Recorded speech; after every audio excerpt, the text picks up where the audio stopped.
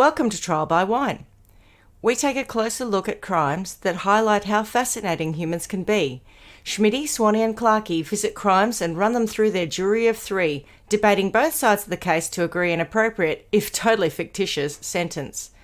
Please be advised, Trial by Wine may include explicit or disturbing content and will include drunken rambling. Listener discretion is advised. All right, how are we? Very well. Yes, indeedly do. Very well. Oh, what's news? What's been happening? Oh. With the way the two of you always pause as if to say, there's such an unexpected question. I know. I know that sounds ridiculous. I know, but I'm thinking, when did we last speak? What has happened? That's exactly what I was When did we last speak? Sunday. Was it last Sunday? Yeah. I don't know, it's been a busy week, but nothing that I would think would warrant a mention on here because, nothing exciting. What about you guys? I reckon it's been super uneventful. Yeah, me too, actually. Yeah, there's literally nothing exciting to report. I have lots of exciting things to look forward to. Yeah. So this feels like it's a little bit of I'm just getting stuff done. You're going to go on a concert, aren't you? Have you got something on? Oh, I do. I forgot. Yes. Yes, I haven't forgotten about that at all, but I was thinking more about going to Melbourne next week. But yes, I'm going to see Harry Styles on Monday night, and I'm really genuinely excited. So much so that I'm a bit fearful that I may be disappointed because I'm really looking forward to it. Oh, well, I'm sure it'll be awesome. I don't think you will be disappointed. Everything I hear about Mr. Styles is hopefully, he I just leaves want it them to be a rolling lot in of the fun. aisles. Yeah, Are I you hope it's channeling really your entertaining. inner 16-year-old girl? I don't know what it is, but I will share with you at some point. I might post it on Facebook over the weekend. But I lived in the UK when he was discovered. And I remember watching it on TV and thinking, oh, he's a cute kid.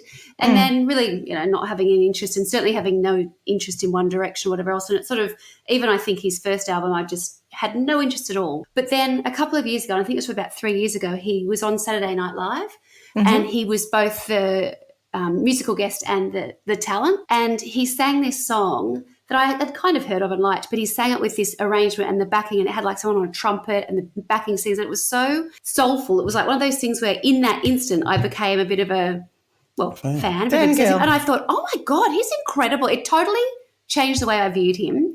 And from that point on, I sort of started I'd never had one of his, CDs, and that's why I went and got a little bit more interested. So my poor boys have been totally, I don't know. It's like, Harry Styles mode in the car where I'm practicing the songs and getting it up to speed with everything because it's not something I listen to all the time.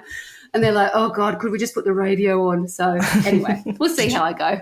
Did you say you bought a CD? I know. Oh, yes, I still have laughing. CDs in my car. Where do and you I still get them do CDs. from? I buy them on Amazon. Okay. And or JB Hi-Fi. Brushes. Yes, I still have a CD player in my car. So I listen to albums old style from start to finish. Yeah, right. And on repeat because that's how you should so listen over and to it. over and over again. Yeah. I just do that on Spotify. No, See, but I don't do any of that. I was talking about how Spotify has changed the way I listen to stuff just the other day because I don't do things on repeat because it just sort of plays through and then it plays other things. It starts to recommend other things if you run out of a playlist or something.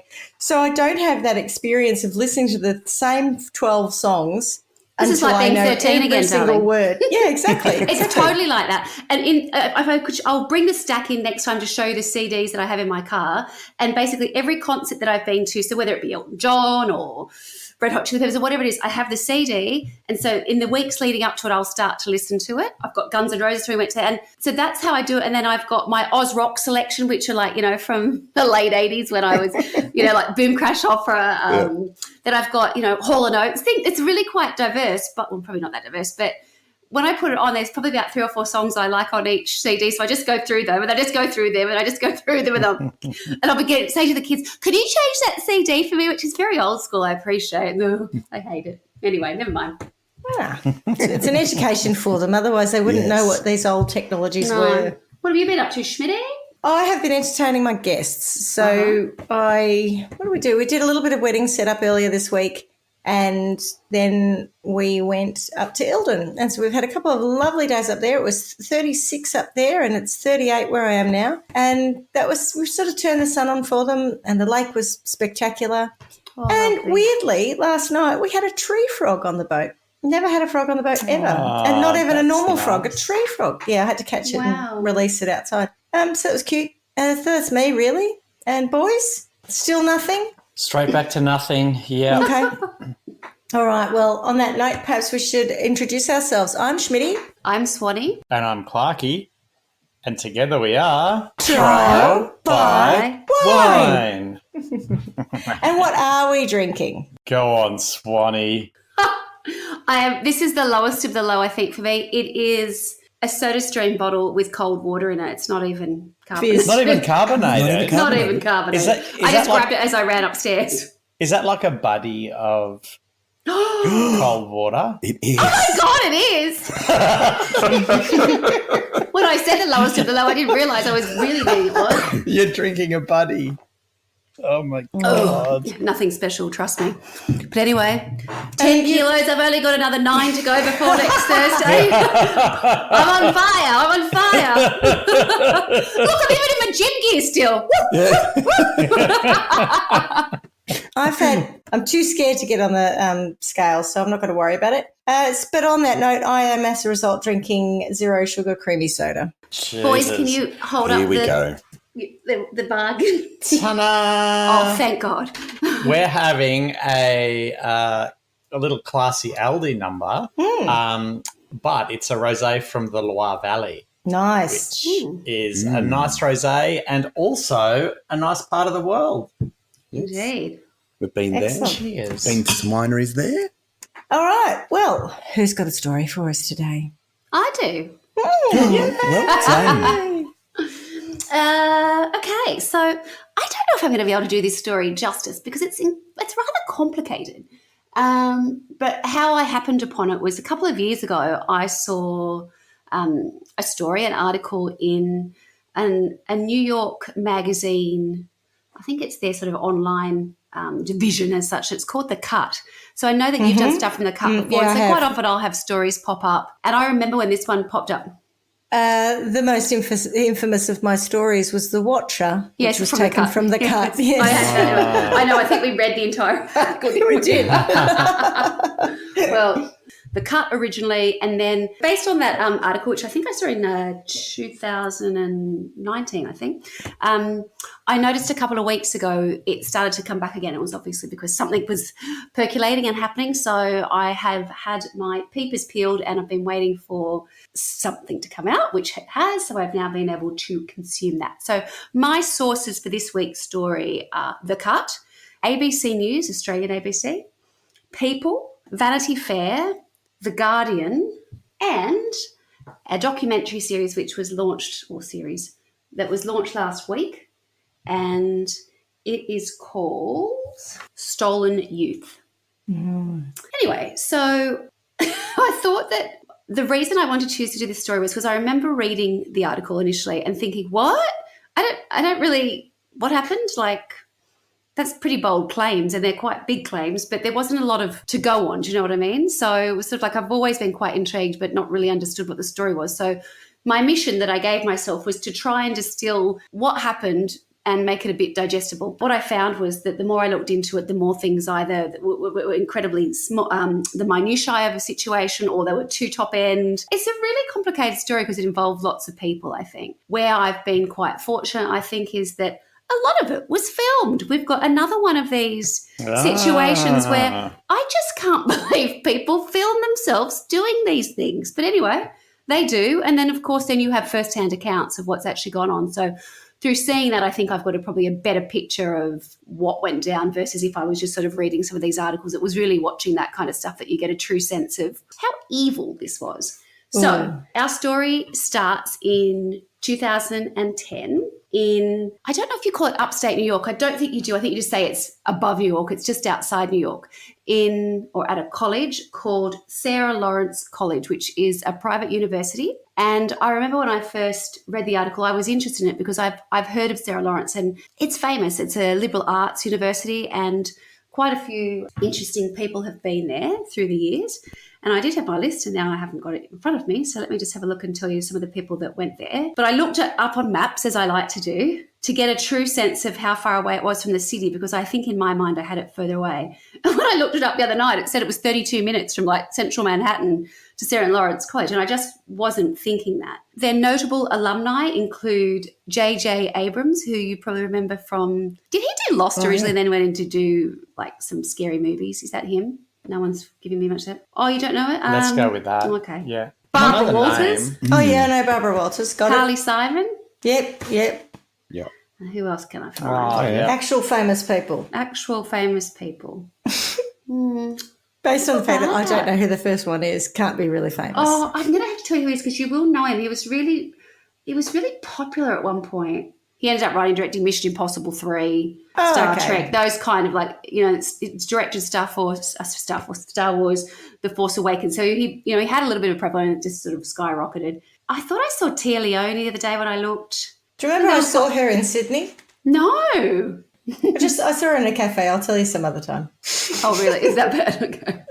Anyway, so basically it's a lot of creative people, artists, writers. It's considered sort of the university that you go to where I read somewhere, and I don't know if it's true or not, but it said that they don't believe in, sitting exams and assessments in the sense that it's not about getting marks. It's about like getting an education in a way that's much more liberal and free. And, it attracts students who don't necessarily fit in elsewhere, but don't necessarily want to. So some of them have come from a background where they may have been incredibly bright, but they choose to go to Sarah Lawrence because it says we're different and you're different. That's the whole identity of it. Yeah. In 2009, a group of kids, started at Sarah Lawrence. And during their first year at uni, they became sort of thick as thieves and they had the most incredible year. And in the documentary, there's lots of footage of them just being, uni students. They were sort of probably 18 at the time because turning into sort of 19, 20-year-olds over that sort of period. But, some of them are stoners, but, they love talking and they're up late night.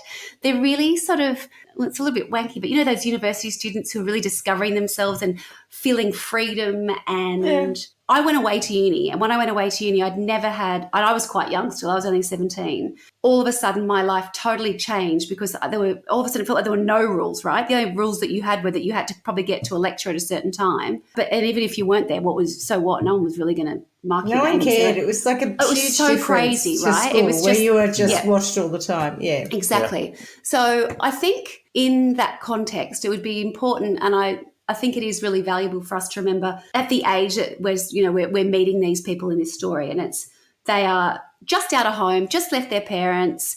A lot of them have travelled it's in Yonkers where Sarah Lawrence actually is based, but I don't know that anyone in this story is actually from there. A couple of them are from New York State, but some of them are from like Texas and out of state as well. So a group of people coming together and, finding who they were and who they wanted to be for the first time in their life. So they felt pretty fabulous and they were starting to feel like they were part of a group of kids that was sort of like a community. And I don't know that a lot of them had that before, or they were certainly feeling really excited by that. So, everything was a learning experience. Is this Melrose Place?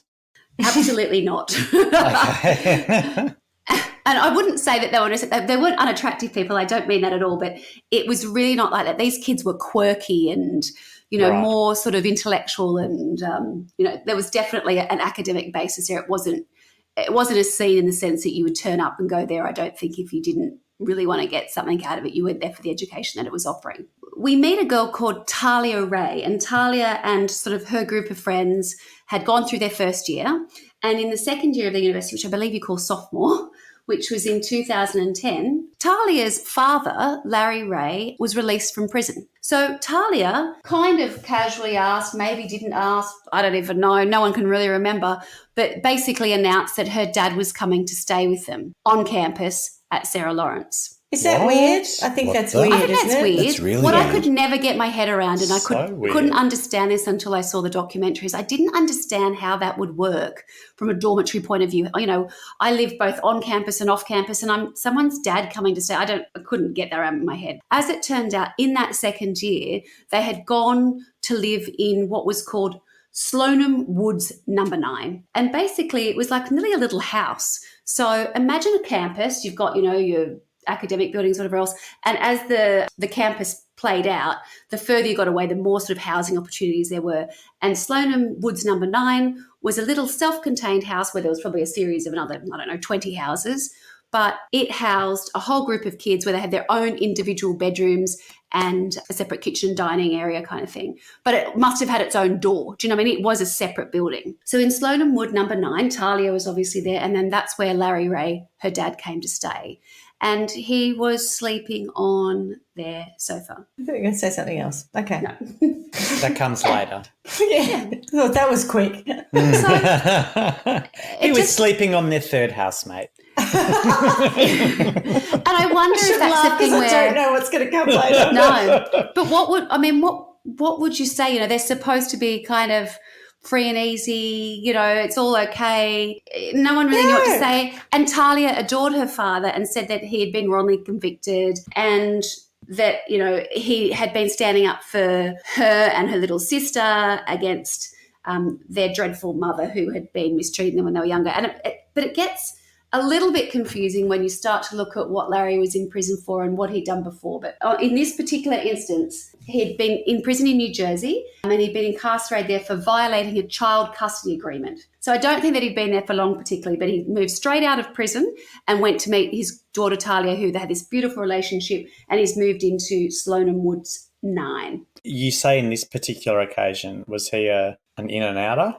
Not necessarily, but it was always sort of involved and dicing around sort of situations with the law, like just one of those characters who had, I don't understand how some people, when you look back, there's all these little moments that they've done something wrong, but they haven't actually served time as such, but he's always sort of very close to the heat. Right. So I will go into that a little bit later when we sort of talk more about Larry, but that's how he came to be at Sarah Lawrence. And at that point, and at no point actually, no one at Sarah Lawrence seems to know and certainly doesn't care. The kids who are living in the dorm are, not sort of bothered necessarily one way or the other. I don't think they thought it was going to be for long.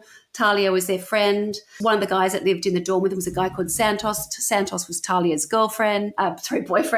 And so they were all just this gang. To give you an idea of another sort of idea about sort of Sarah Lawrence was a lot of it was talking about taking academic risks and trying to find the person who you really are and really want to be. So I think, being the person that went, I'm not really that comfortable with this, and why is your dad here? Yeah. Would be a bit odd. And it felt like, looking back when people were interviewed, 50-50 split, where some were like, that's a bit odd, and some were like, I didn't think it was odd at all. It was someone's dad. I'm like, that's exactly why I would find it unusual. Oh, but, yeah. I'd be like, what? Can't he just get a hotel room, or do you have no one else? Look, it is weird, but also I think when you're 18, 19, 20, your relationship to your parents is much closer. You've been living with them more recently. Correct. So probably everyone is like, okay, it's a bit of a stretch, but not that big of a stretch, maybe. Yes. And he took on, it's very interesting what you say, initially the role that he took on within the house was he made himself very useful, father figure. So the kitchen had never been cleaned. He started cleaning the kitchen up. You can imagine, we've all lived, shared housing or accommodation. We've all cleaned up after a dump. Yeah. My favourite memory of one of the floors that I lived on at uni was the fact that our ashtray was the fry pan because it was big enough, and the fry pan was huge, and it was like a mound of cigarette butts. Oh, that is so disgusting. We didn't use it to cook in, obviously, but that was there was so much. Lord. Yeah, isn't that vile? Yeah, so a fry pan. Yeah. A big fry pan. Oh. Yeah. So all of a sudden, there's a little bit of order in the sense that they're still relaxed. They're still able to do whatever they like. But Larry's in there cooking for them, cleaning up the kitchen, and then, there was one girl who explained that fact that, she'd come from, very little money. They'd never really been to a grocery store where she could get what she wanted. And she had kept the receipt from the first time she ever went to the grocery store with Larry because he bought everything that he wanted to, and she was looking at something. He's like, if you want it, grab it. She'd never had that happen to her. She didn't know that as an experience. So, years later, she's got the receipt from that very first time that they ever went to a grocery store. So he was he was being generous in terms of being tidy and clean and feeding them and cooking for them, and not really getting in the way as such, but just sort of becoming part of this group. And I think that they, he wasn't saying, don't smoke drugs, don't do whatever. They were still doing whatever they wanted, but he was just giving them a little bit more of a parental kind of thing where they had a little bit of help to get through the day when, otherwise it was a mess, as it often was. Otherwise it was a giant fry pan full of durry butts. Yeah. Absolutely. And then one day. That's It exactly sounds like it's all lovely. going a little too well. Yeah. Well, no, it starts to go a bit. It goes even better, apparently. So they're about 19, 20, as I said, sort of in their second year. And then it's at this point that he starts to talk to them about their potential, and he starts to introduce ideas to them about, there's a saying, it's called Quest for Potential. So I don't actually know that there was actually a slideshow, but there was a night he called a family, or, like a group meeting, and they all came together, and he basically said to them, and this is obviously in my words, not in theirs or anybody else's, but you're at a point in your life where you're moving away from your parents and the child you were and whatever else. So it's now this sort of idea that you need to deal with any trauma that you've got in your life to be able to realize your full potential, which I guess is okay, and, very top end. And so everyone thought, well, I guess that's fair. He seems really happy and a really well-adjusted guy. I kept thinking, yes, but he had come from prison, but no one ever seems to look back.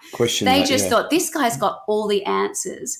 And then what happens is wrongly he starts accused, to, of course. yeah, exactly. It wasn't him. And he starts to sort of start saying to them, look, the reason I'm aware of this and I'm so knowledgeable is actually a lot to do with what I've been doing in the past.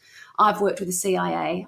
Every time I read these, we all go, yeah. I'm pretty sure people who worked at the CIA don't never tell anyone. them. Well, they couldn't, because everybody else who hasn't does. Remember they all signed the Official Secrets Act, and even if you've, I think that's an English thing, but even if you've left, you still can't talk about it. And he just seemed so interesting to them. He had a story about everything. He'd been a CIA, he'd been a Marine. And what is interesting at this point is that we've got to remember these kids were not idiots. They were not stupid. They were open to maybe things. Naive. Not stupid, Perhaps but a little naive. bit. And some of them said at first they were sort of questioning, and there was some that remained questioning the whole time. But some of them are like, well, it is our friend's dad. She's there. Yeah. She's saying it's true. And she believed it to be true as well. And Well, he had he's been photographs. telling It wasn't he didn't have stories. photos. Oh, God. So, hang on. He's got photos of being in the CIA. That just gets worse. No, but one of the things was he'd said he'd rubbed shoulders with Mikhail Baryshnikov. I can't believe I said that. That's absolutely wrong. The ballet dancer? No, the ballet dancer. That's my background speaker. Gorbachev, correct. And he had a photo of him. He was in a photo with Mikhail Gorbachev. Did he see Baryshnikov as well, though? He could have had both. He could do that, yeah. He also had claims that he knew, and he did, the New York mayor, Rudy Giuliani, which at one point may have seemed more appealing than it probably does. Yeah, just later on. We all know that one didn't age well. And there was a whole sort of series of things where he was well connected. And if people Googled him and they were able to find images of him in, I wouldn't call it New York society. He was sort of attached to a New York that was, I don't know. So one of the people that plays a role in this story is a guy that he was best man for at his wedding. And he was, I've got to get this right because I might say it's slightly incorrect, but he was like the police commissioner of New York. So people who had important roles, I wouldn't say they were necessarily not high society, but important roles who had real pull and could make things happen. And do you know what I mean? They had real power on that sort of level, not just about money and image, but, the police force or, something like that. Yeah. And he really did have real connections with these people. So it was probably one of those things, if you Googled him, you'd go, oh, well, I guess there it is. But there was never a great deal of detail to any of this kind of stuff or what had happened before or how it worked. It was just another story after another story. And he would bring up things sort of like, if we're talking about healthy habits, well, when I was in the Marine, we did this, you need to have a discipline, all these kind of things that would then, looking through the filter of going, oh, well, if he did that when he was in the Marines, that would make sense. So it wasn't totally implausible. Perhaps depending on the way it had been fed to you, you might be going, oh, God, this guy's done a bit of everything, hasn't he? Do I believe it all? But I think it was the way it was done in a very sort of casual manner at home. Oh, yeah, I've done that. The daughter's there. Yeah. People were sort of buying into it. Mm. Yeah. It didn't seem particularly crazy. It just was one of those situations where he then took what he was doing with the group and then took it to an individual level. And then that's when things did start to change.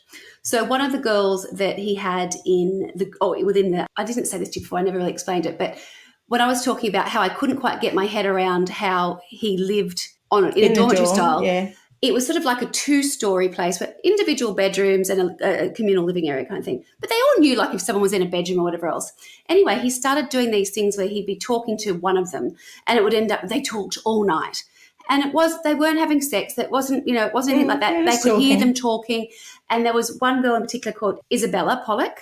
And Isabella was from Texas and had a pretty rough upbringing from all accounts. And drugs and alcohol played a big role in her family home. And she was very depressed. And you see all these photographs of her. She's a very beautiful girl. Totally. Hair covered her face. There's always a bit of hair covering her.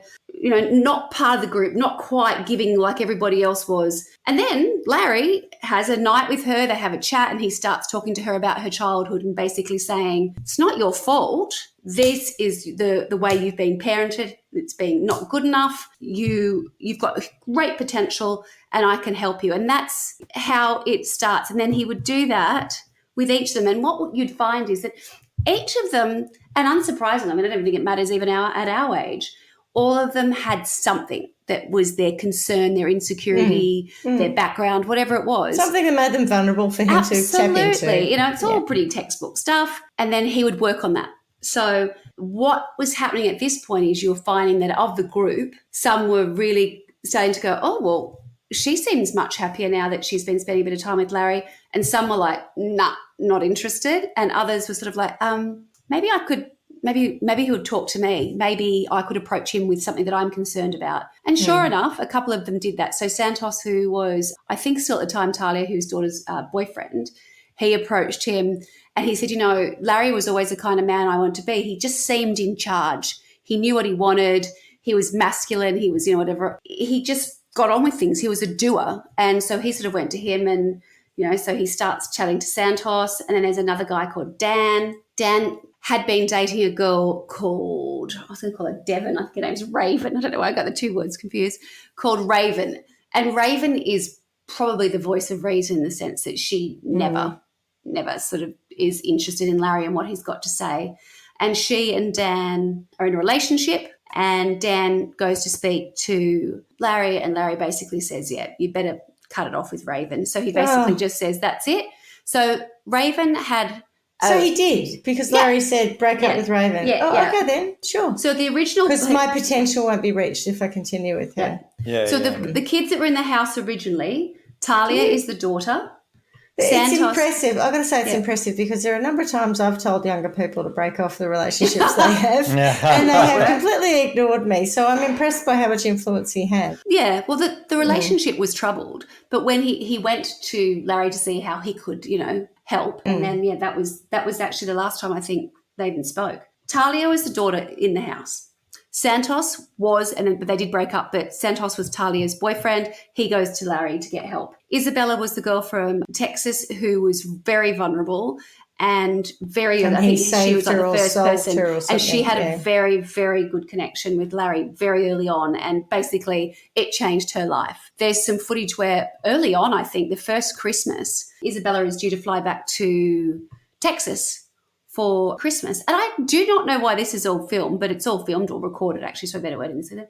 And Isabella calls her mum and says, I'm not coming home, but I'm not going to tell you why. My friend Larry's going to tell you why. So Larry gets on the phone and says to the mum, and the mum's, she's done it tough. She's done it pretty tough at times. Yeah, she's done it tough. Right. And he says, look, I'm just here to tell you, I'm only looking out for Isabella, but I know, having spoken to Isabella, that if she comes home, she will kill herself this Christmas. She's been suicidal, and basically you've got to admit you've been a pretty terrible parent in the past. What? She had a really rough upbringing, but we're working on things and things are getting better, and, I'm sure she'll be better, but for now I think it's really unwise that she comes back. I think her life's at risk. So the mum's sort of like, I don't know. Okay, I don't want her to kill herself. I can't believe things are that bad.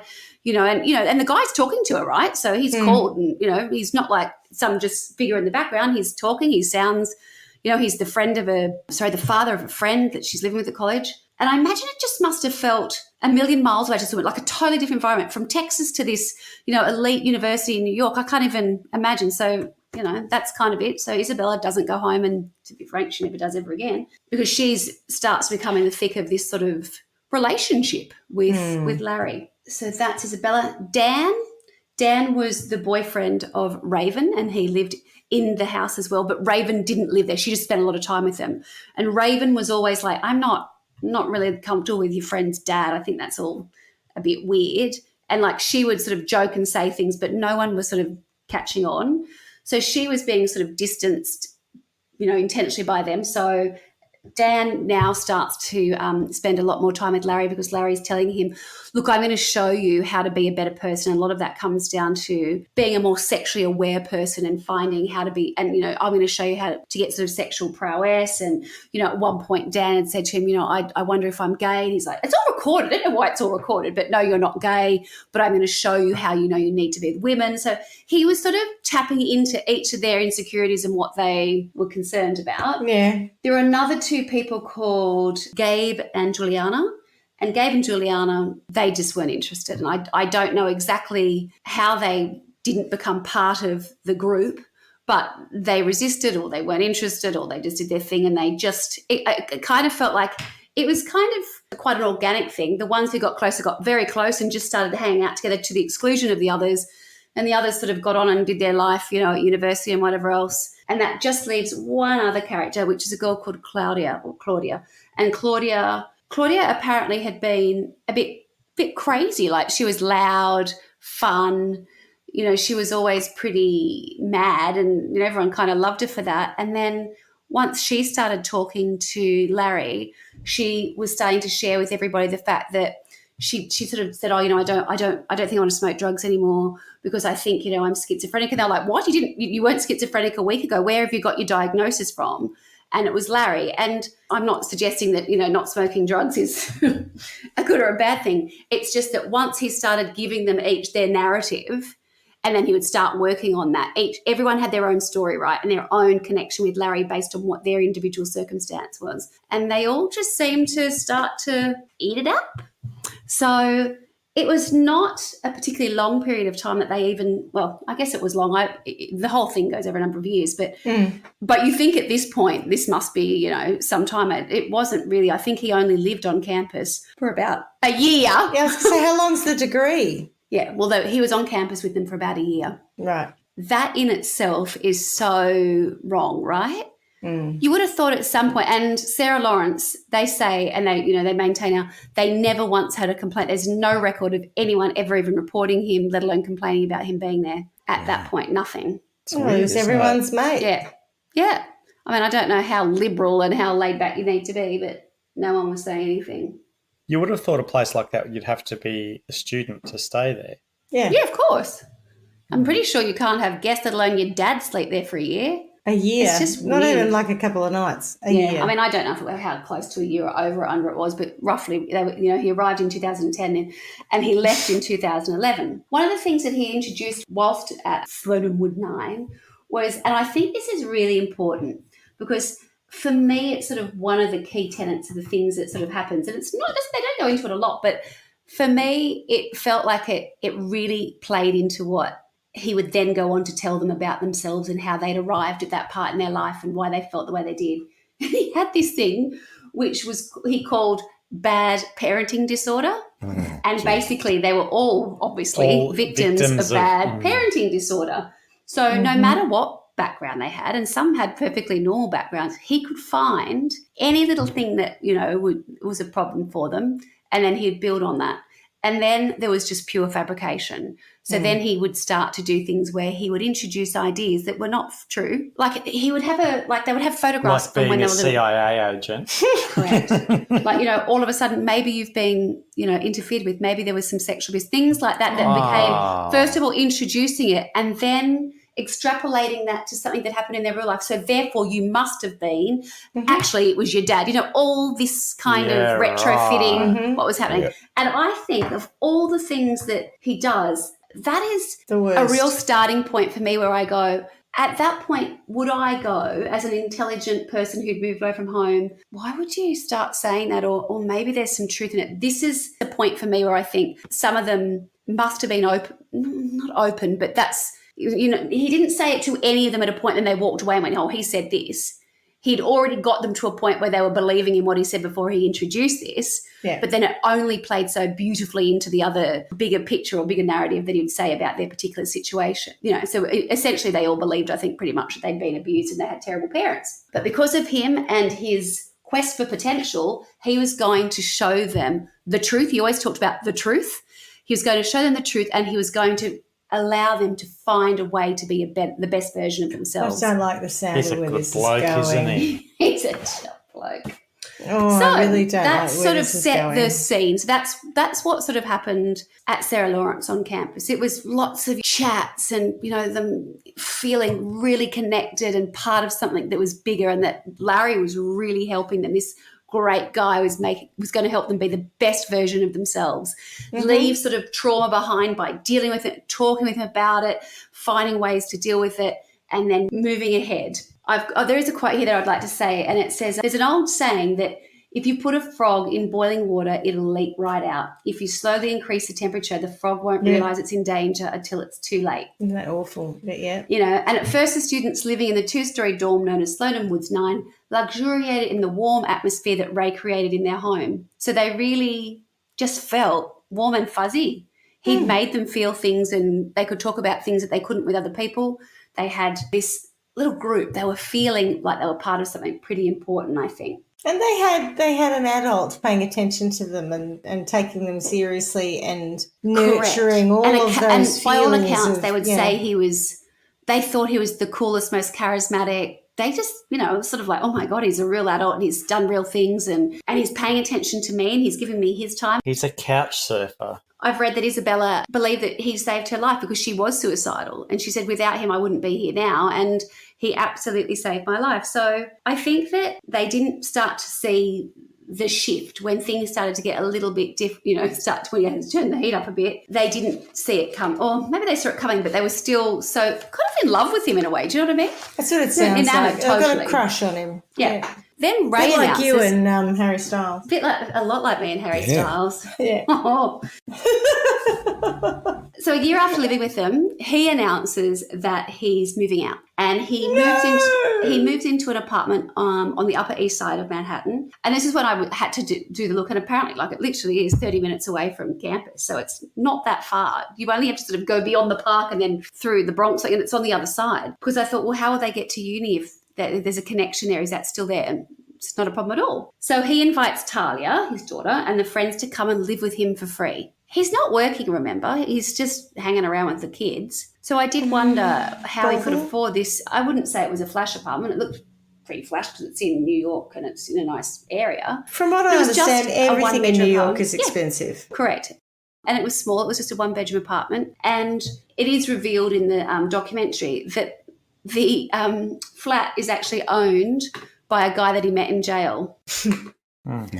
And he doesn't pay rent. So he didn't say that he was going to have all those people living with him, but he basically moves into this perfectly, you know, adequate flat on the Upper East Side, and then invites the gang to join him. And so they do. So how many of them are there in a one-bedroom apartment? The ones who go to live with him are Talia, Isabel, to start with, yeah. Santos, Talia, the other bloke who Isabel, got influenced, Santos, but not Raven. Dan. Raven's not having a bar of it. the ones who definitely are there are Talia and Santos and Isabella and Dan. And I think Claudia might be there to start with, but she's not always there. But anyway. So But 5 basically, people, possibly 6 in a one-bedroom apartment. Yep. And there's footage of the apartment, and basically they put all the mattresses, or they get mattresses and put them into the living room. It looks like a bit like hoarders, to be honest. It's just a dump. What? Yeah. And there's footage of them that first Christmas with Christmas music, putting up a Christmas tree with lights on it, and they're all so happy. And, you know, they're just Did they have to hang it sharing off the ceiling because there was no room on the floor There was because a of all little the mattresses? tree, but it was just stuff. Wouldn't say it was like And that fry pan full early of hoarders, donuts. just a lot of stuff. Cigarette butt omelette, anyone? Delicious. It was interesting because Dan talks about, he said, you know, when he told his father that he was going to move in with Larry, because a lot of them had told them about Larry, told their parents about Larry because they thought Larry was so fabulous. Larry's spoken to at least Isabel's mother. And interestingly, Santos's parents are, I think, from the Dominican Republic. And Santos grew up in a really poor house with, again, dysfunctional, but, you know, his parents still together and they're sort of okay. But, you know, these kids to get into these universities, and I don't know who was paying for it. I presume they were on, some of them were on scholarships and stuff. Yeah. They must have been really clever, you know, or very accomplished or done a lot of work to get there. Yeah. It wasn't just like they just turned up. But Dan looked like he was from, you know, his parents seemed pretty switched on. I saw them interviewed. And as he said to Dan at the time, it sounds like a kind of cult, Dan. It sounds like you're brainwashed or something. So Dan told Larry that. He said, my dad's a bit worried, to which Larry said, people are so negative about the word brainwashing. I don't see what's wrong with it. That's what I'm doing.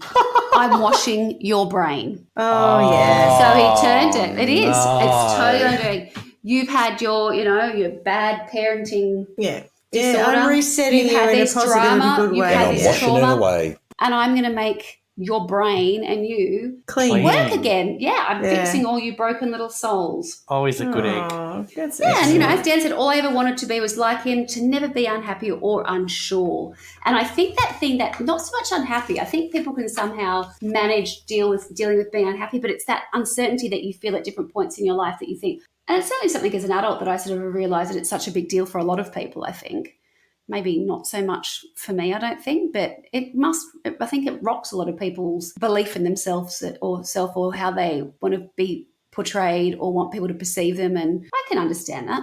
So what then happens, I don't know that I can quite buy into, but anyway. So by 2011, so we're still early on, they've moved in, and it's around this time that he's talked quite openly about the fact, I'm washing your brain. We're going to sort you out. I'm going to wash that thought right out of your brain. I'm going to wash that thought right out of your brain.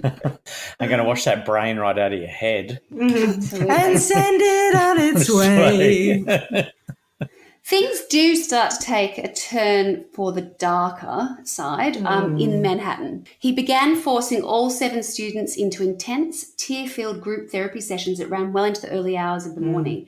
This is Often like he Nexium. recorded everything they said. This is this thing. I can't believe they record everything. God. This is And like that so shit much they it's gonna did be used in against Nexium. you. Yeah. He's not thinking it's going to get, bring me down. He's thinking exactly so the I same can use it thing. against you, correct? Yeah, exactly the same technique. Yeah. And it was always about keeping them tired. And, oh, my God, you'd see them talking. They just look like shit already. Like they're already starting to look really, fatigued and, oh, do I have to? And people just start talking absolute shit when they're that tired. I'm like, you just do anything to shut someone up, shut something down, move on. Your brain can't handle it. He then started this campaign of truly isolating them from family and friends, insisting that they were broken and they were in need of fixing. So where before, when they'd been on campus, for instance, they were, there just would have been more people that knew them around them. He really had them much more isolated now, holed up in this apartment in the sky, just talking shit like 24 hours a day. And they did start to see another side of his personality. And this is when he started to really get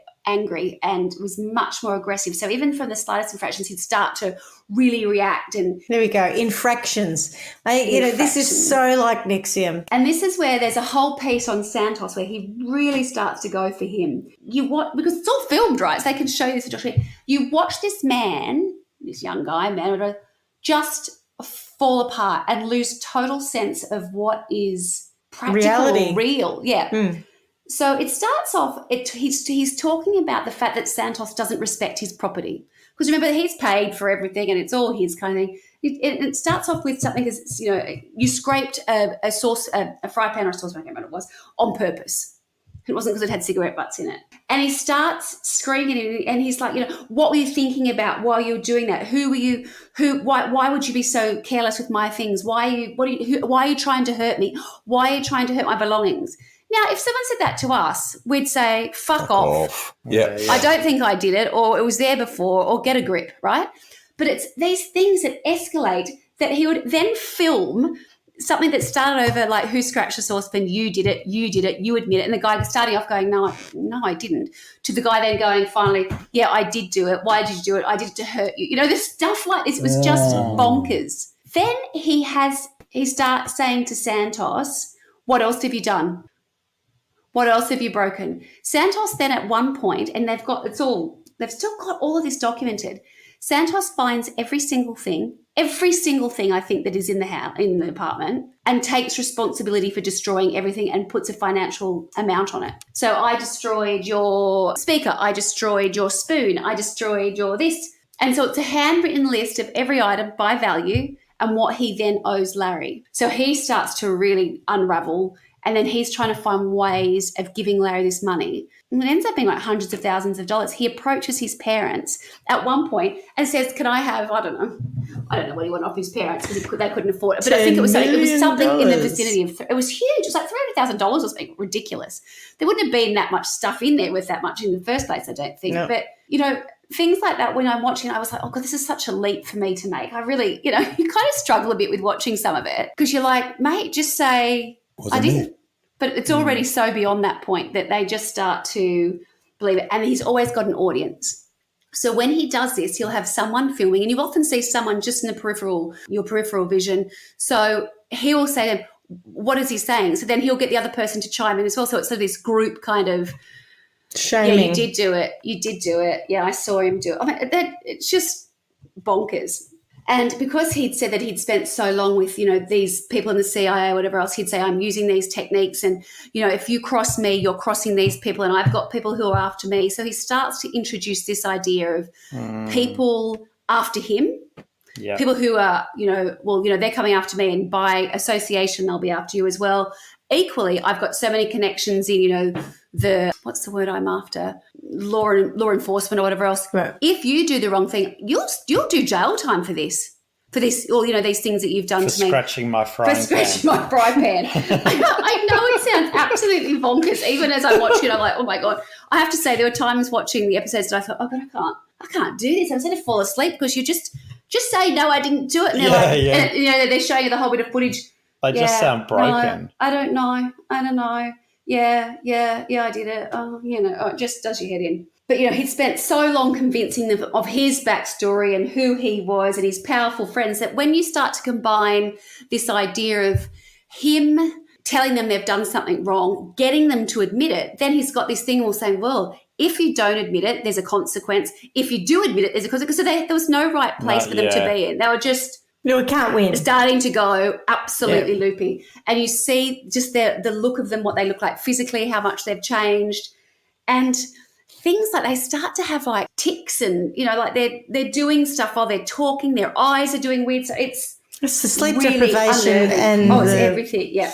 Turning them into, breaking them, making them mad. And that's what you learn in the CIA, right? Breaking their sanity. Well, no, this is what you learn when you go to a Nexium class. Yeah. It is interesting though, because one of the things that I'd only heard quoted once, and it may have actually been from Dan, but Dan said, when you're looking for a cult, you don't go and join a cult, right? There's a process that happens, right? Wouldn't even know where to find one. Correct. And equally, he said, what is unusual about this, it wasn't based on a religion. There was no, because a lot of them have like a religious kind of fervent, that's not the right word, religious sort of, not always. They make connections. Sometimes, yes, right. You're quite right, not always. But if you're looking for obvious signs, and that's what he's saying, where the real red flags are, whatever else, it wasn't like they were saying, this is our isolation. No, you're right. But isolating people, sleep deprivation, making them when you said in trouble for infractions, the idea that there is one person who has control over everyone and you're there to please them. They become, it's not really about, none of them are really about religion. They're about the person, the cult leader being the God. Yeah. You're absolutely right. And I think, we've gone from this space when he initially meets them and they feel, and they will all say it even in retrospect, he made them feel understood. They said he understood me, my personal issues. He certainly understood my family. No one had understood my family. So that you put the two in context, that's where he starts to get this thing of them going, oh, I feel so enlightened. That's why I'm the way I am, because he understands me and he understands the family background that I've come from. I've got this sense of community. This guy knows the truth. He's here to help me. So he takes them from that point to these petty infractions where it's like you've done this and all of a sudden you owe me $300,000 for this. It feels like it's a leap, but it's just the consistency of doing this day in and day out that starts to become just a nightmare whilst they're in this apartment. It's a Chinese water torture type thing. You're breaking people down constantly until they say, sure, here's the $300,000. So I don't know if I think it's around this time that Santos has the great idea of thinking, do you know who else is really probably not in a great place? My sister. So his sister is younger than him, and her name is Yalitza, I think you pronounce her name. And Yalitza was an undergrad at Columbia. So again, no dummy. And she said she'd worked her whole life to go to university. That was her whole focus. And when she got there, she'd worked her whole life. Oh, sorry. She worked, again, because they were very poor family. She's very focused on getting into a good university. Yes. But when she got there, she didn't feel like she'd made a connection with people or the institution or anything. She said she was really, really depressed. So when Santos invited her to the apartment, this must have been on a good day, she arrived and there were these, she said it was so colourful and there was all these young people, who were just happy to be together and doing stuff. So obviously this is not when he's being filmed, being tortured, 2 a.m. in the morning. Jesus, yeah. So what do you think she does? She moves in, yeah. Of course she does. Yeah, so she's there bring with her own her mattress? mattress, or she just share everyone else's? No, I don't know where I don't know how it all works, but she's now in there as well. And what he then starts to do is he starts to turn the brother and sister sort of against each other. Mm-hmm. He uses them. It's not like they've then got like someone who they can say, oh, I'll stand up for you. He kind of manages to make it worse. Because remember, she knows stuff about you and you've got the same upbringing and then she got this attention or you got that attention. So he totally sets the siblings up against each other as well. He's just an absolute piece of work. So he's doing that and he starts to become incredibly, it becomes a little bit more sexual as well with a lot of them. So he's sleeping with Isabella all the time. She's kind of always like his main squeeze. So they share a bed and I think other people go in there. But then he's got Dan stripping naked and doing things to Dan, to make him feel like more of a man. And then there's this scene where they show footage that's been filmed. Is this all filmed? Oh, my God. Oh, it's filmed. I didn't see that, but this bit is definitely filmed where he has pliers? Yeah. Mm-hmm. And he's got Dan's tongue by the pliers, threatening him to admit to something he hasn't done, and at the same time hitting with the hammer in his stomach. Oh, God. And thankfully, not long after that, Dan actually left. Oh, well, you and the thing was, no one, the doors were never locked. It wasn't like for him to leave, and it was very strange. He'd left and, you're expecting some big story to come out of what happened.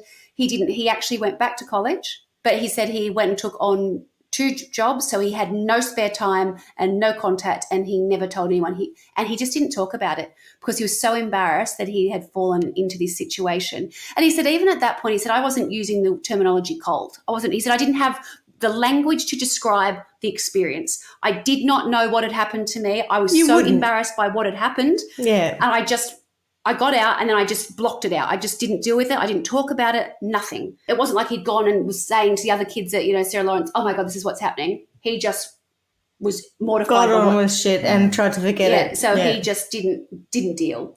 Is he really so damaged? He's gone. I think he's okay, actually. He's written a book. So he's written the book called Sloan and Woods 9, and that came out in, I think, about 21, and he played quite an instrumental role in getting the documentary to happen. So damaged, absolutely, but a clever man, and I think he'll be okay. But they're all pretty damaged. But yeah, so Dan got out, and he was the first one to sort of get out. But then we've got Yalitza in there, so it's sort of always someone there to take their place, kind of thing. So Dan's gone, Yalitza's there, and then at some point in the next little while, in amongst starting to make them all turn against each other and filming them constantly and getting them to pay money, he finds out that Santos says, I'd really like you to meet my big sister. She's coming to New York. Now, Santos's big sister, wait for this, Santos's big sister is in LA doing her psychiatry. Brilliant. I'm sure what it's called. She's already done. He called it full ride. She had full ride at Harvard and full ride at Columbia. Wow. Jesus. So again, no dummy. This family, no. So you've had of the 3 kids in the family, Harvard, Columbia, Sarah Lawrence, and Columbia. And she's now in LA because she's studied in New York and she's gone to LA and she's doing it's not your internship, but like she's about to qualify to become a psychiatric doctor. Clinical placement. Clinical placement, something like that, yeah. So she's working all the time. She's incredible. She's a vivacious, beautiful woman. Anyway, she comes to New York and they go out for dinner and she meets Larry, and she said it was kind of like love at first sight. She said she thought he was so enigmatic. No. Yeah. I thought she was going to rip him to shreds. Yeah. Oh, no. No. Oh, dear. I'll read you a quote. So her name is Felicia. And she says, I met Larry because he was helping my brother Santos, because that's the way Santos is also, Positioned presented. it. Yeah. Santos was happier and doing better. And then he was helping my sister, Yulitza, and she was happier. I'd also met Talia when she was dating my brother, and I loved her. So I had a lot of other people vouching for him. He was like a friend of a friend of a friend. Cool, trustworthy, reliable. It didn't occur to me he would be the person he ended up being. Felicia claimed that Ray began to love bomb her with gifts and messages and depriving her of sleep. So what's happened is they've met in New York. She's gone back to LA and she's working in LA. So like she's doing, rounds and whatever else. And then what would happen is he'd be sending her roses and gifts and whatever else, being incredibly generous. But then he would keep her on the phone and he'd try and keep her on the phone all night. Things like where she'd say, I've really got to there's go. I'm recordings really of all tired. this. It's all recorded. I've got to go. And then he would start to plant seeds of doubt with her about, different things that are happening. Then he started to tell her that he was in trouble and that people were after him. And then unfortunately, by virtue of their connection, the fact that she was sort of falling in love with him, whatever else, she might be at She'd risk. be in trouble, yeah. So that spiraled very, very quickly to the point where this very, very highly educated doctor is holed up in her apartment where he has got her in LA on a mattress where she'd had to go and get little webcams so he could see her, talk to her all the time. And to cut a long story short, he ends up getting her out of there because she's not safe. He sends someone from, special ops or whatever else to collect her. This has come up in so many stories now, right? Where there's people sending people who are not really people from where they say they are to get her to New York, and someone accompanies her the whole way to New York. When she gets to New York, she's already a total nut job because she's so scared she's going to be killed. And he's the only one that can save her. Is that kind of the... Yeah, he needs to keep her safe, so she needs to be with him. Bloody She says, once the exhaustion began to set in, he regaled and frightened her with this was in People, I think. He regaled her and frightened her with stories about how powerful individuals wanted him, and by extension her, dead, and that he was the only person who could protect her. Not knowing what else to do, she moved to be with him in New York. Once in New York, Felicia discovered that Ray forced the female roommates to have sex with him as well as with strangers, and that he would record the sexual encounters and threaten to post the videos online and send files to their families. He claimed it would help them overcome past childhood sexual trauma, even though Felicia said she had never been abused as a child. So this is what I'm saying. He says things have happened to them that haven't. He did this with everyone, she said. He rewrote everyone's childhood. And he said all kinds of horrible things happened to me. He was saying that my dad had prostituted me and that I was sexually abused by him. All sorts of horrible things that were just not true. But she couldn't recognize that at the time. Trust me. So she's arrived in New York and she says she was totally in love with him and believed that he was her boyfriend. And the first night they've gone to go to bed, Isabella's in bed, and she said they had to sleep naked, and Isabella's in bed with her hand on Larry's penis. And she said, well, what's going on here? And he said, oh, don't worry about her. That's just what makes her feel comfortable. Fair enough. I've got a good grip on it, so I won't fall out of bed. How bad is that? Okay, so when they start showing you the footage of Felicia in New York, it's probably the worst footage, actually. The brightest of the lot, I reckon she falls the furthest. She just becomes crazy. She's so scared to start with. She's crying and going crazy. Then there's a picture of Santos in front of her, and every time she complains or she hits herself or something, he hits himself. So there's this footage. She's doing the wrong thing. He's like a tick slapping himself. They're totally nuts. It is so bad to watch. So remember, and all three siblings are in at this point. Yeah. Then he starts to talk about the fact that their parents are involved. Their parents are trying to kill him. His parents know bad people, and they always did. And from the very outset, they were trying to either kill them or trying to kill him. And he starts to present this story that Yalitza, who is the little sister, had tried to poison Felicia when she was in LA. And so, of course, he manages to convince them all that that's true. So you have the little sister admitting that something's never happened, that, yes, you are right, I did try and poison you. Why? Because our parents were trying to kill you and I was working on their behalf. Like, it's just absolute madness. So it's descending constantly. He then takes them in 2013. So this is still early days, right? 2013 they go to North Carolina. And they go to North Carolina because he's inherited a house, I think, from his stepfather or something.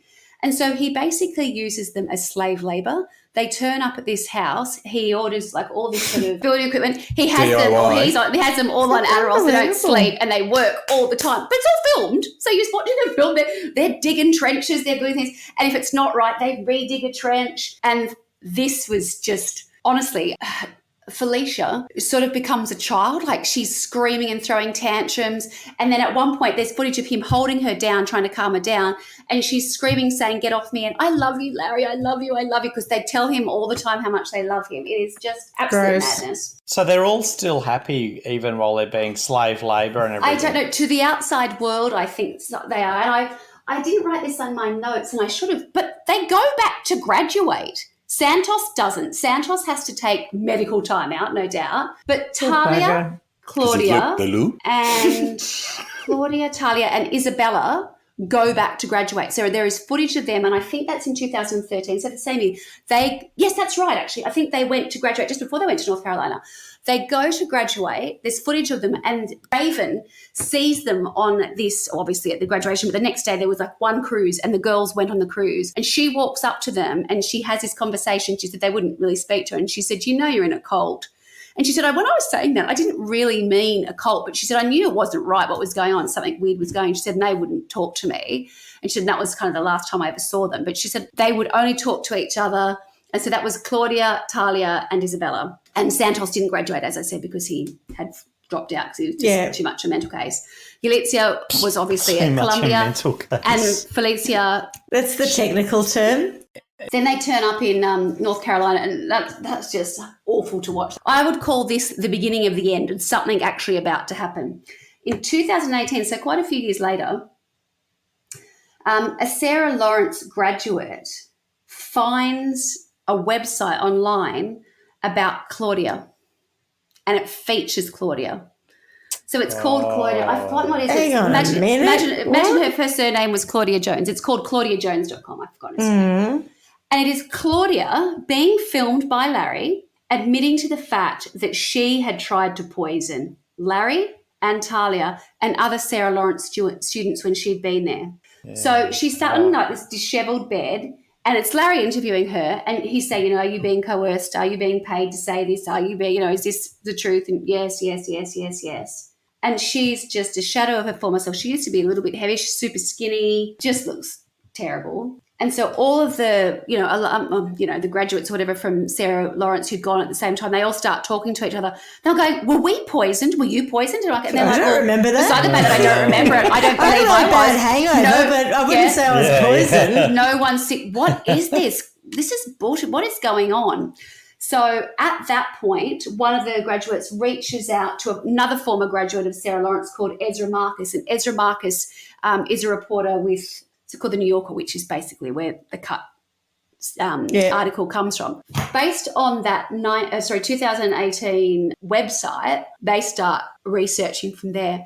And what do you think they find when they try and look into the website? There's a phone number on the website, and they do the search for the phone number, and the search for the phone number comes up with an escort agency, or an escort, maybe not an agency, an escort landing page, let's say. And who's the escort? The escort is Claudia. Yeah, right. And she looks quite different than she used to. And there's her rates, and she is expensive, let me tell you.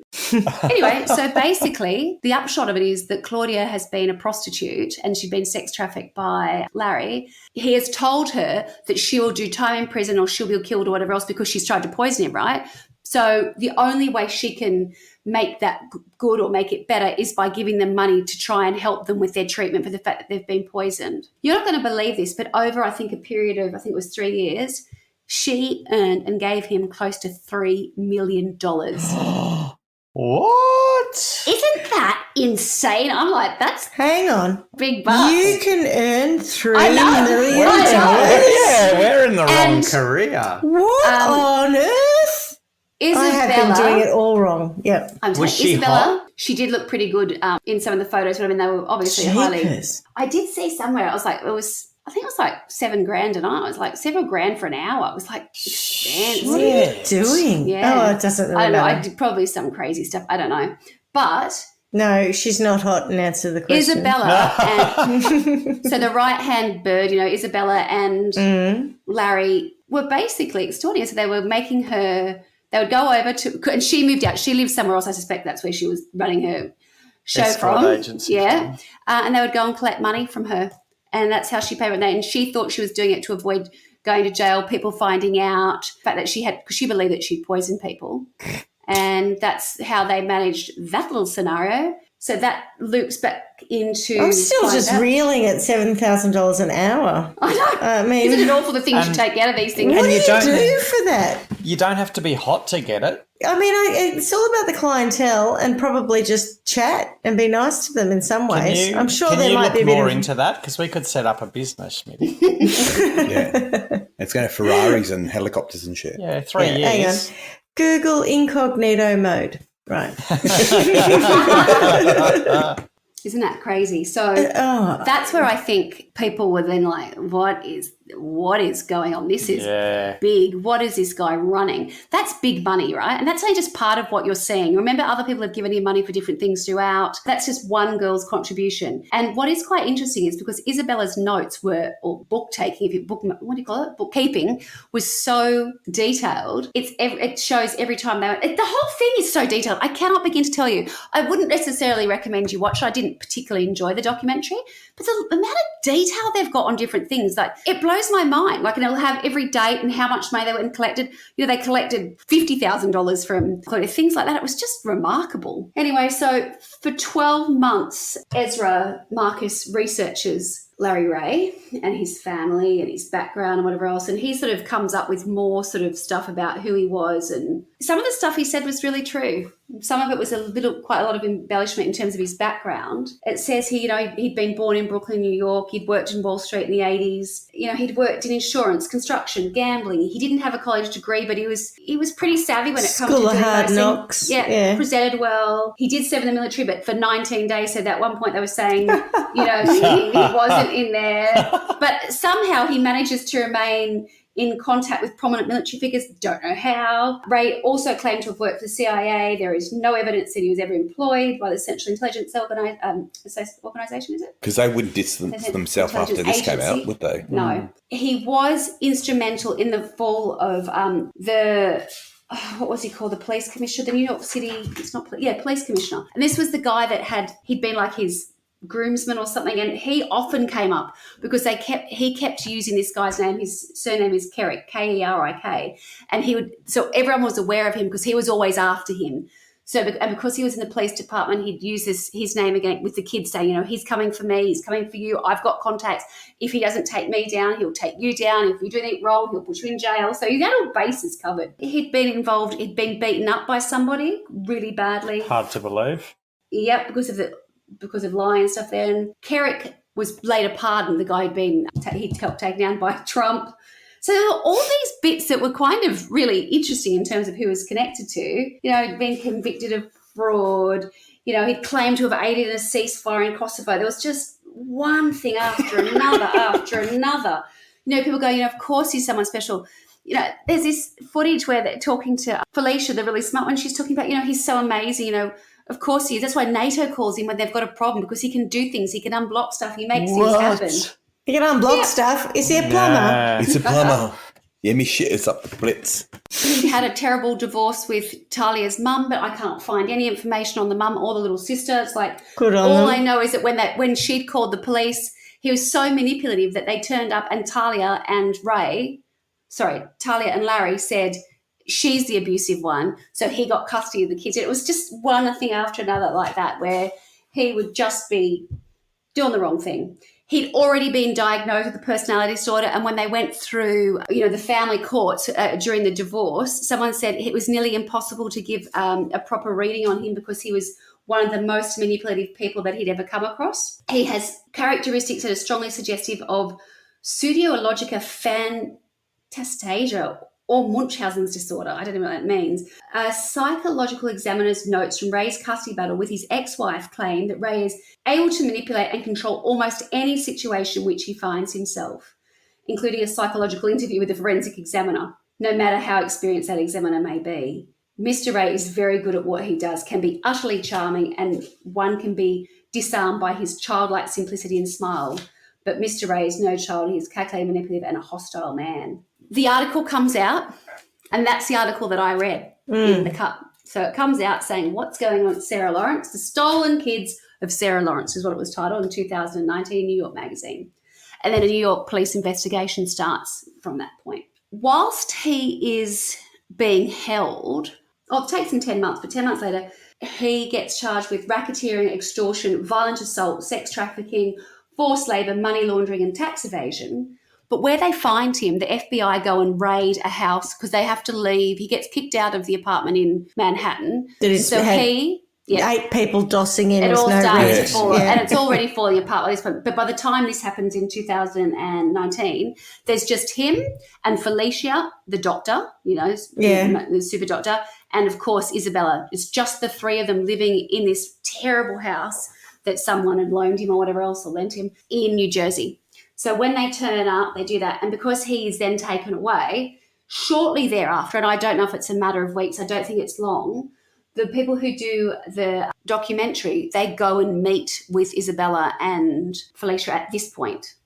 Wow. And they're still totally brainwashed. Oh my God. Felicia her eyes go like this constantly. Wow. She's talking about how she calls him Honey Bunny, how she's in love with him, how, as I was saying, how NATO had called him, like she's just enough. The house is dreadful. And they've got all these medical supplies in their living room where they all live together because they're all poisoned, right? They've all been poisoned. So they've got all this stuff available to them. She was a doctor. Anyway, it's just madness. Yeah, but it just goes to show that anyone can be susceptible to this level of manipulation. Often people think that it's dumb people who get caught up in cults. You've got to be stupid to not have seen it. Yes. But it's not. It's incredible. The right person with the right charisma and the wrong intent can have so much power over people. Yes, absolutely. So what then happens is you don't, in the documentary, you don't see Larry again. Like he's being held. And then they start to really delve into what's left. Where are these players that were in the thick of it, and how have their lives been affected? And over a period of, I guess it's only a couple of years, you see them start to either come out from under that spell or not. And do they stop ticking when they come out from under the spell? Not initially. I have to say it takes them a while. I do have a rundown of where sort of everybody's at to sort of bring us to sort of a close. Claudia, who was the one who was the prostitute and had been sex trafficked and was the one who was on the big bucks, she did not participate in the documentary at all. You don't see her. So any footage that you see of her is something that was from before, or the one where it was like the website that was about her. She has rejoined her family and has a life, I believe. Did she consent to being used in the documentary? Do you know? Anything that was used was already in the public forum. There wasn't really much footage of her nothing happening to her. It was initial stuff where it was like photos and fun things and some recordings, but not a great deal. And then the actual one that was the website. So I don't know if she would. I just feel like you wouldn't want that rehashed. Yeah. I did see somewhere, and I think a lot of them testified against him. I think Claudia was one of them as well. Claudia. So I don't actually know. She doesn't feature in it. Dan, I spoke to you about before. So Dan wrote his own account in 2001, so that's Sloan and Woods 9. And he plays quite a big role in the documentary. And I also think he played quite a pivotal role in helping them put people in touch with people and trying to sort of make bridges, because all of them had fallen out with each other, right? That's not like they all left and went, oh, let's all hang out.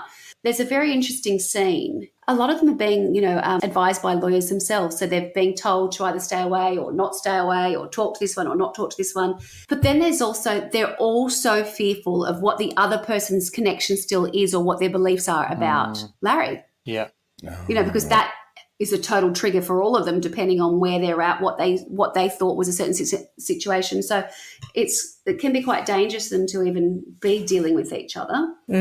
Santos and his sisters, Yelitsa and Felicia, they were none of them had anything to do with each other. So Santos was the first to leave. Yelitsa, I didn't actually say this, but Yelitsa sort of escaped and left when they were in North Carolina. One day she walked out the front of the house and just left. Never came back. And then had to go into like public housing and whatever else. So she ended up graduating from Columbia, in the years after, and she works in the arts now. But she has she had no connection till the very end. We'll get to that. with her brother and sister. And Felicia, she was the one that was an absolute, she was just so brainwashed. It was unbelievable. And it's taken her all these years, but they really tracked her progression. You could see she'd start to say something. She goes, actually, that's not true. That's not true.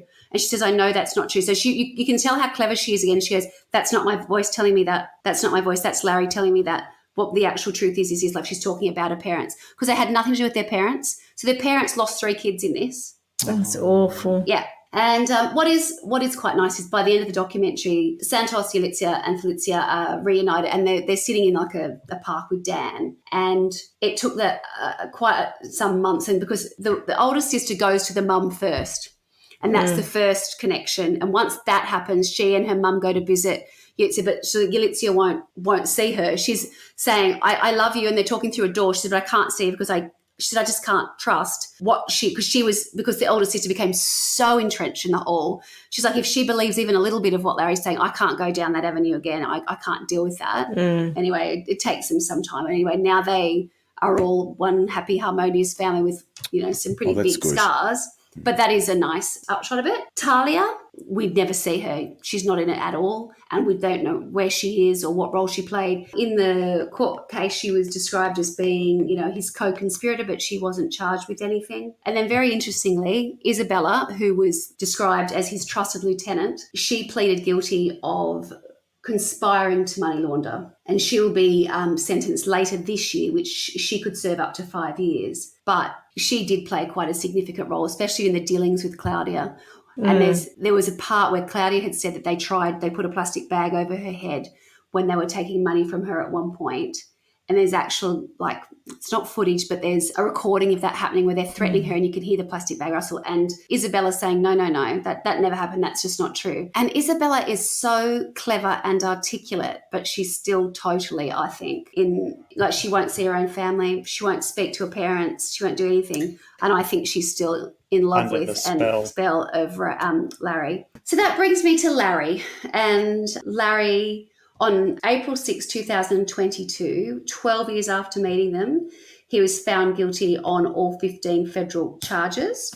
Brilliant. And then in January of this year, he was sentenced to 60 years in prison. So it's interesting, isn't it? Away. There you go. And that, friends, is a story of the stolen youth of Sarah Lawrence College. Goodness me. Wow, that's crazy. It is a bit cray. I don't know if I missed it, but what happened to Talia, the daughter? She just left at one point, and then they don't really go into what happened. Right. Talia moved out of the apartment. Okay. Talia moved into the apartment, and then she moved out, and then she finished her degree. So when she's graduated, and the thing is, what's important is when they were living there, they still must have been going to classes to have graduated, right? Except for Santos, who dropped out. Who had to drop out because he was a shadow of himself. But there are bits of watching this documentary that I don't actually know that I would have got through it if I hadn't had to get through it. It's so hard to watch and listen to what being said to them. Yeah. And you just want to shake them and go, come on, Yeah. It's bullshit. Of course you're not scratching a pan. If you did, mate, who are you? I'll go and get you another one, $5, whatever it is. Guy who's loafing on our sofa. Yeah. Back it up, Toots. I don't care who you are. But, when people start to be fearful of their life and whatever else, no. So I'm happy to go first for the sentencing. Go on in. Okay. Do it. So while you were doing the story and telling us about the charming and wonderful and gregarious individual that Larry Ray is, I looked him up and had a little look at him because I thought, I'm always interested in what these people look like, not that looks are everything, but, no. And in his earlier years, you thought something, he's ordinary, but, okay, I can see that he's pleasant enough looking. He's not really bad. But later, as he ages, he turns into this just unattractive, overweight, middle-aged, baldy white man. Bastard. Thank you. And so my sentence for him is a little bit of a Swanee nut punch in as much as I want to get a shrinking machine and shrink him down so that he becomes around the same size as Mini-Me. Oh, and I'm going to strip him naked. What do you call those people again? Very small people. I'm just going to shrink him down to be a very small person. And I'm going to put him in a cell with Fat Bastard Oh, because as we know, he wants to eat the baby all the time, and he can In my belly. get in my belly. So he's going to run around. Look at the baby. Who gave me a baby? Get in my belly. So I'm going to put him in a cell, and he's going to be running around, and he's going to have nothing. He's going to be naked, and he's going to be terrified all the time because he terrified these people. And he won't be able to sleep. So he'll experience the sleep deprivation because the whole time he'll be waiting for Fat Bastard to come and eat him because he thinks he's a treat. I don't quite know. I never quite understood any of that. But I'm going to use Mike Myers' Genius, and that is my sentence for Larry Ray. Brilliant. Brilliant. Yeah. Well, is there a bar fridge in this cell so he can slam his head in the door? Sure. And a couple of pillowcases. There is now. Boom. Yeah, nice. Well, so mine is, I don't know, maybe it's a bit complicated, but No. I'm going to start up a new reality TV show called I Used to Be a Cult Leader, Humiliate Me. And what's going to happen is it's going to be based in prison. Mm-hmm. Yeah. And that's where they all should end up. He thinks he's so smart. Well, he's in there for 60 years, right? So might as well do something fun whilst he's in there. Because he thinks he's so smart and he likes to control everyone else, he's going to have a lobotomy so that he has no brain. But well, not that he has no brain, but he can't really have a lot of thought. But he still has a heightened sense of being humiliated. And then because he's had his lobotomy, he's very easily controlled, so you can just tell him what to do. And so what happens is each week people can send in requests of what they should do to him, and then the prison inmates get to make him do whatever it is that people request, and it comes up on TV, and so everyone can sit around and watch him get humiliated. Okay. It's not a Hunger Games type thing, is it? No, I'm just trying to think. Yeah, I don't know. It's a little bit like a sick version of, what was that show with Jim Carrey in it? The Truman Show. The Truman Show, right. Yeah. Have you seen any of Squid Game? Oh, only a little bit. Speaking of really sick. It was a bit weird for me. Did you watch it all? No, I only watched it through Gogglebox. That's how I watch all of that trash because I never watch any of it, never waste any of my time. But I watch, 3 minutes of it or a minute of it and people's reaction, and I think I've seen enough. But yeah, your show's got a little Squid Game kind of vibes about it. Yeah, it probably has. I'm all right with that. Yeah, I'm all right with that. Just like we don't have to watch it. I thought that what I might do is give him what he's been saying is happening all along. I think I might poison him. Didn't see that coming. No. I just kind of thought that all the things that he's said that have been, that he's fabricated to suggest that, you're hurting me, you're doing this to me, this is happening to me. Yeah. Well, let it all happen to him. I'm comfortable with that. Whether it be poisoning, whether it be people who are out to get him, make him that he scratch his boyfriend.